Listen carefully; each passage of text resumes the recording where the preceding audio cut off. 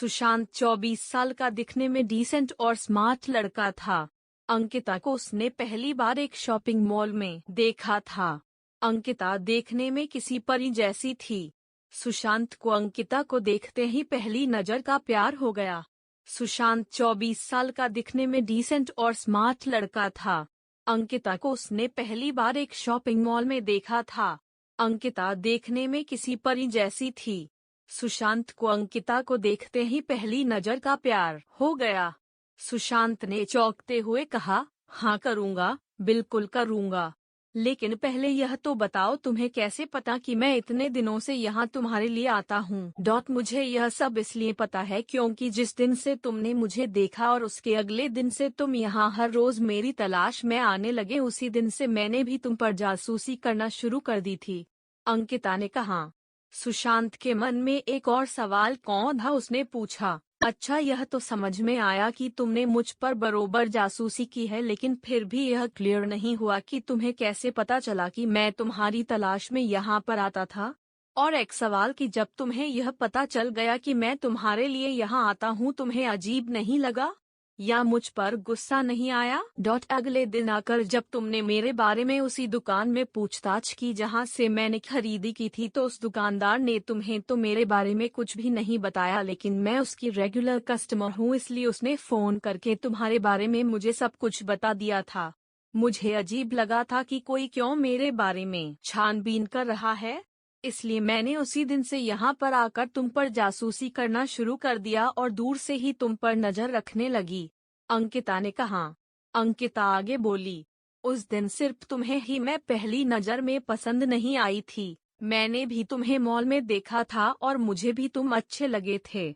इसलिए जब मैं तुम पर नजर रखने लगी तब मेरे मन में तुम्हारे बारे में और ज्यादा जानने की मंशा जागी, इसलिए मैं उसी दिन तुमसे बात करने के लिए नहीं आई और इन 2 हफ्तों में मैंने तुम्हारे बारे में काफी कुछ जाना।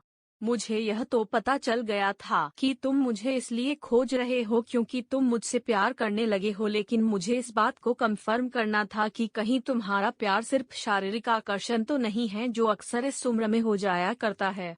लेकिन जैसे जैसे दिन बीत गए और मैंने देखा कि तुम बिना धीरज कोई और बिना इंटरेस्ट यूज किए उतनी ही शिद्दत से मेरे लिए यहाँ आते थे और मुझे तलाशते रहते थे, तो मुझे यकीन हो गया कि यह महज एक आकर्षण नहीं है बल्कि तुम सच में मुझसे प्यार करने लगे हो। और इस बात को तब और ज्यादा मजबूती मिल गई जब मैंने देखा कि बोल में मुझसे भी ज्यादा सुंदर लड़कियाँ तुम्हारे पास से गुजरती थी, लेकिन तुम उनमें सिर्फ मेरा आकार चेहरा देखना चाहते थे। इन 2 हफ्तों में तुम पर नजरें रखते रखते मेरे दिल में भी तुम्हारे लिए प्यार जाग गया, और मेरा प्यार भी आकर्षण नहीं है क्योंकि मुझे भी अब बिना तुम्हें देखे चैन नहीं आता है और मैं भी वही चाहती हूँ जो तुम चाहते हो, इसलिए आज मुझसे रहा नहीं गया और मैं तुम्हारे सामने आकर खड़ी हूँ। सुशांत ने अंकिता को अपना नाम बताया और उसका नाम पूछा और उसे प्रपोज किया। अंकिता ने हाँ कहा और दोनों के ही चेहरों पर अपने सपनों के हमसफर से मिलने की खुशी चमक उठी और एक प्यारी सी क्यूट लव स्टोरी का हैप्पी एंडिंग हुआ। उस दिन सुशांत अंकिता को देखकर ऐसे मदहोश हुआ कि ना उसे अंकिता से मिलने की सूझी, ना ही उसने सोचा कि उसका नाम या नंबर पता किया जाए। बस वही मूर्ति की तरह खड़ा होकर उसे देखता रहा। अंकिता थोड़ी देर बाद वहां से चली गई। अंकिता के चले जाने के बाद सुशांत का सुख चैन सब चला गया। सुशांत को लगने लगा अगर वह अंकिता को फिर से नहीं मिलता है तो शायद उसकी जान निकल जाएगी। यह एहसास जितना दुखदाई था उतना ही अनोखा था, कहीं ना कहीं उसे ये सब अच्छा लग रहा था।